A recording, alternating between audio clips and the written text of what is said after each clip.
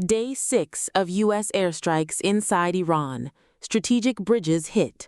Oil prices surge, and Iran retaliates against regional allies.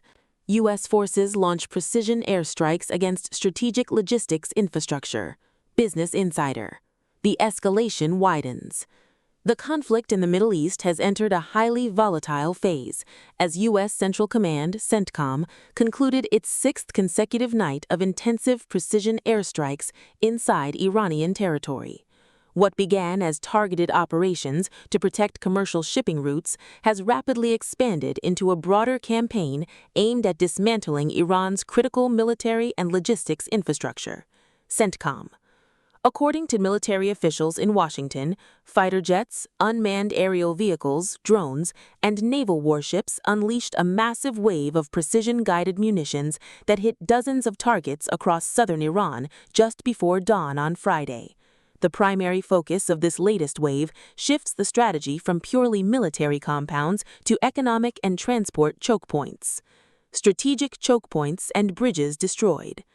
Iranian state media and independent satellite intelligence confirmed that overnight U.S. strikes heavily targeted infrastructure in the strategic Hormuz province, which sits directly along the Strait of Hormuz.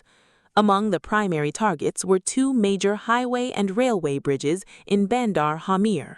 Military analysts suggest these strikes were specifically designed to cut off transportation links to Bandar Abbas, Iran's largest commercial port and a prominent naval base used by the Islamic Revolutionary Guard Corps, IRGC, to deploy fast attack craft and anti-ship missiles. Furthermore, state-run news agencies reported that a critical control tower at the Chabahar Port on the Gulf of Oman collapsed following a direct hit. While Iran claims the tower was strictly utilized to manage civilian commercial maritime traffic, Western intelligence agencies have long maintained that the IRGC shares coordination facilities at the port to monitor and intercept foreign vessels. AP News. Current casualty reports. The Iranian Ministry of Health stated that the latest round of strikes has left at least 38 people dead and over 400 wounded across the affected southern provinces, marking the heaviest single-night toll since the campaign began. Power grid disruptions and extreme heat. AP News. For the first time since the conflict intensified, Iran's energy ministry officially acknowledged severe damage to its domestic civilian infrastructure. In an emergency broadcast, officials issued an urgent plea to citizens living in the southern provinces to drastically reduce electricity consumption. The region is currently enduring a punishing summer heat wave, with temperatures soaring past 115 degrees Fahrenheit, 46 degrees Celsius. The destruction of power transmission lines and localized energy grids has left millions without air conditioning, threatening a humanitarian crisis alongside the active kinetic conflict. Iran's retaliation.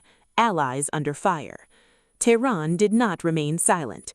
In a multi-pronged retaliatory strike, Iran launched ballistic missiles and explosive loitering munitions against several U.S. allies in the region.